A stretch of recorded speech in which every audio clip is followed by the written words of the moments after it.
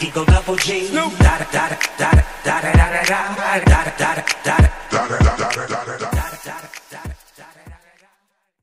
داخل منطقة الجزاء، استقبال من محمد علي كريم، محمد ينجح في المرور وامكانية الهدف والهدف ياتي، انتظرنا الهدف العراقي والهدف العراقي ياتي بهذا الهدف ونحن سعداء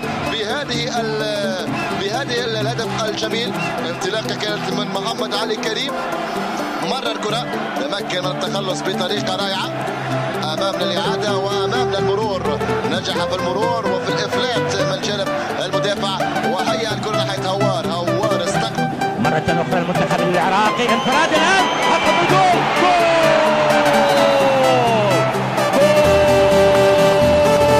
والملا محمد سجل الجول، والملا محمد سجل الهدف الثاني للعراق. طلب الكرة جميل، استقبال جميل، الكرة لاحظ وتابع وشوف الكرة بينية جميلة متقنة، حلوة اللقطة، حلوة اللقطة، حلوة يا نشأ، طلب الكرة جميل، وبالتالي وصلت مباشرة إلى هوار بالقدم اليمنى مر وبالقدم اليسرى.